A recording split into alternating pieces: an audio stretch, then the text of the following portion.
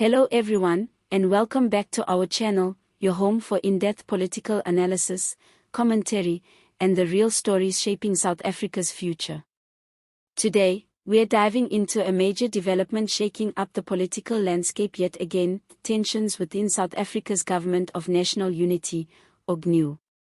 The big question on everyone's mind, is the DA about to be pushed out of the coalition? Or is this all just part of the expected turbulence of post-election politics? Let's break it down. As of today, May 11, 2025, Democratic Alliance leader John Steenhuisen has come out firmly stating that his party has no intention of leaving the GNU unless they are formally told to go. That's a bold stance and one that reflects growing friction between the DA and the African National Congress, which leads the unity government.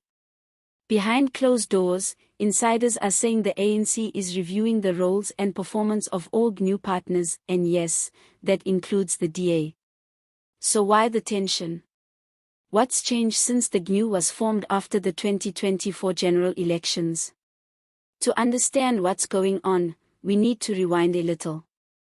After a hotly contested election in 2024, South Africa found itself with no outright majority winner. In response, the ANC spearheaded the formation of the GNU, an ambitious project aimed at bringing together a wide range of political voices to promote unity, cooperation, and a stable government. It was a move many hoped would end political gridlock and allow for collaborative solutions to the country's economic and social problems. But the truth is, this GNU has always been a fragile alliance. From day one, the DA and the ANC have had deep policy differences. Economic strategy, fiscal discipline, public sector reform, even the role of cadre deployment, these are not just disagreements. They're ideological divides. The ANC traditionally leans towards state-driven development and social transformation, while the DA often pushes for market-friendly policies, strict fiscal management, and clean, transparent governance. These aren't small things, they go to the heart of what each party stands for. Sources close to the ANC have now revealed that top leaders within the party are holding internal discussions about whether the DA is still aligned with the broader GNU objectives.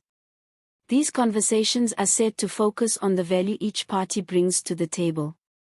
Is the DA helping foster cooperation? Or are they creating division? Is there public criticism of ANC ministers undermining unity? Or is it a necessary check to keep the government accountable? It's a difficult balancing act.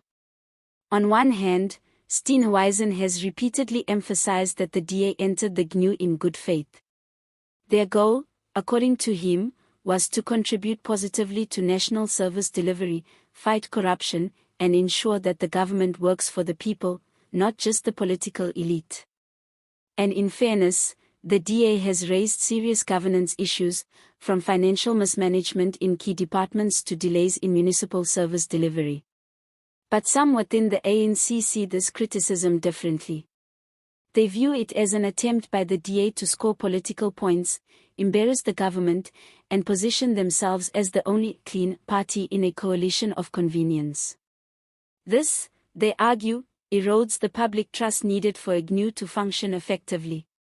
Especially when these disagreements play out in the media, with ministers and opposition MPs exchanging jabs rather than engaging in quiet diplomacy behind closed doors. Now let's be honest, coalition governments are always complicated. South Africa isn't the first country to go down this road. We've seen similar issues in countries like Italy, Israel, and even Germany. These arrangements are by nature unstable, prone to internal disputes, and dependent on compromise.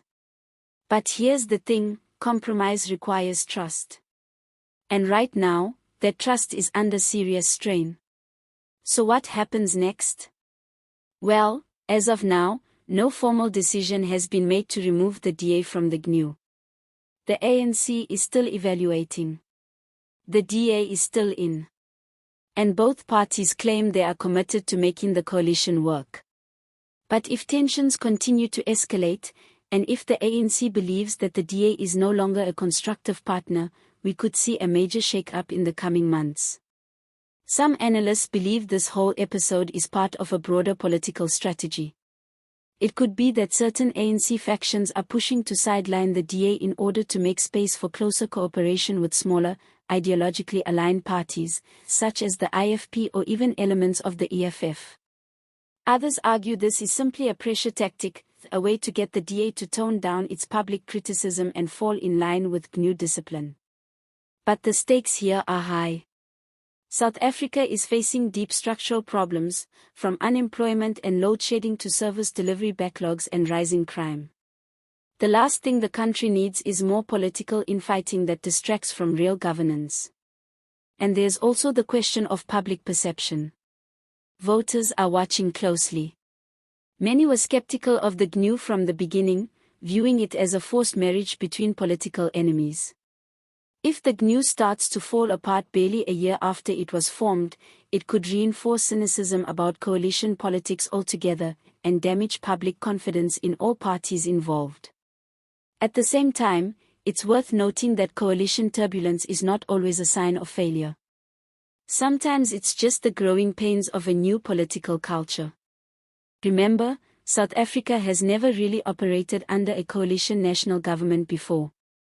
This is uncharted territory. And working through these tensions may actually help clarify roles, define boundaries, and build a new form of democratic accountability. Still, the message from Steenhuisen is clear: the DA will not walk away. If they are pushed out, it will have to be a formal decision, not just vague threats or behind-the-scenes grumbling. And that sets up a potential showdown. Will the ANC take the step of ejecting the second biggest party in the coalition? Or will they find a way to manage the internal disputes without blowing up the GNU? That remains to be seen. What we do know is that the GNU experiment is being tested like never before. The success, or failure, of this coalition could determine the trajectory of South African politics for years to come. It could either be the blueprint for collaborative governance or a cautionary tale of what happens when ideology, ego, and ambition collide. And let's not forget, the next local government elections are around the corner. Political parties are already looking at the 2026 battlefield. Every move now is being calculated with an eye on the future. No one wants to be seen as the one who broke the GNU. But no one wants to look weak either. So buckle up. The coming weeks and months could bring dramatic changes to South Africa's political landscape. Thanks for watching. If you found this analysis useful, don't forget to like this video, subscribe to the channel, and leave a comment down below. Do you think the DA should stay in the GNU? Or has this partnership run its course? We'd love to hear your thoughts. See you next time.